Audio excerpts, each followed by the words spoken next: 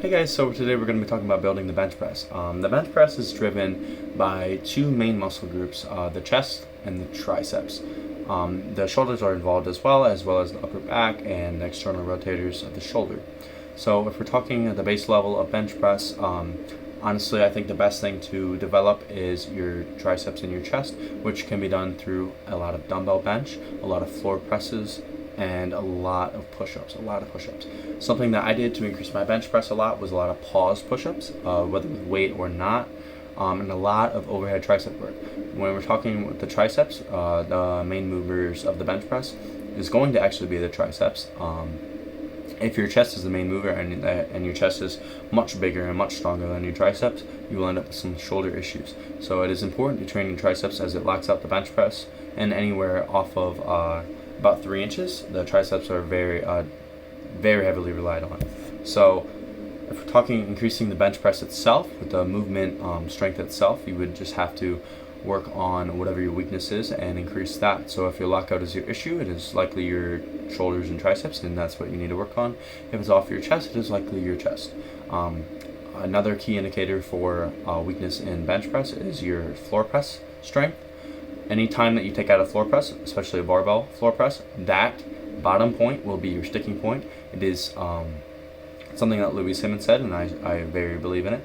Any time that you lock it out and you bring it down, that in that down place is going to be where your sticking point is, because your bench press is highly dependent on arm length and humerus length. So if you want to increase those, you can increase the muscles around that dictate your bench press. So your chest, your shoulders, your triceps, your upper back, those are all things that need work on consistently. You need to be taking those to close to failure in order to get muscular recruitment and for protein synthesis to fully work in those muscles. But as far as if we're talking about the movement itself, bench press is actually quite reliant on technique. You need to have a thoracic extension throughout your spine, so that looks like this, versus having flat back shoulder here. You need to be here, and then also you want to be holding deep in your palm. A lot of people make the mistake of grabbing too high, and what happens is when they go to bench, the weight's here and it's not in relation to your forearm. It needs to be stacked over your joints. You want your joints stacked at all times, so finding your optimal width is definitely important as well in bench press. Just play around with that. I'll take videos of it. You'll see once your elbow is stacked with your forearm, that is the most powerful pressing position that you can be in. On Instagram, you may see a lot of powerlifters have a lot of wide grip bench presses. Nothing wrong with that. It's technical proficiency though is very important with that, and if you're beginning or probably watching a video on how to increase your bench press, you're probably not to that level of doing that. I would maintain inside the rings for your grip, or maybe pinky on the rings, and keep that close grip in order to build the musculature around, because at the end of the day, the musculature size will determine overall strength. So if we're talking building explosiveness, you need to be doing low reps for high explosiveness, and I believe that a lot of accessories should be worked on with that as well. You can overcome it with muscular size, muscular speed as well, because there is type 1, type 2 muscle fibers. Look into a lot of Jailhouse Strong videos in order to increase the explosiveness of the bench press, and work on your sticking points constantly. Whatever your sticking point is, work on it, because that is your weakness and that's what's holding you back. You can do a lot of pin presses for those weaknesses. You can do board work. You can pause longer in that position, and you can work on technique as well. But I think number one is getting your technique down and then building from there. Getting the chest and the triceps as big as you possibly can, and that is the long head of the tricep, not the short head. The short head is important for elbow health, so if you have any elbow issues or anything related to that, go ahead and train that. But anytime that you're doing elbows or tricep strength, you're going to be wanting your overhead tricep movements, your rolling dumbbell tricep movements, a lot of floor press, JM press. Those sorts of movements are going to be big bang for your buck exercises in order to get everything correct. And yeah, I mean, just keep it up, follow proper programming, decide what's best for you. I would start with twice a week bench pressing.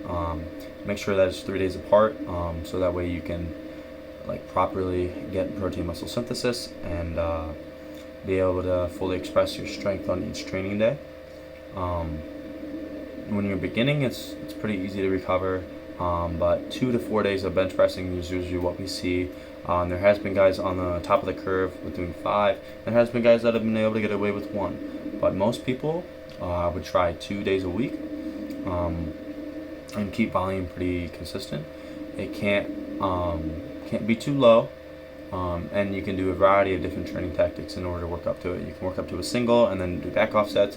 You can do straight sets like 5x5, 6x6s, things like that.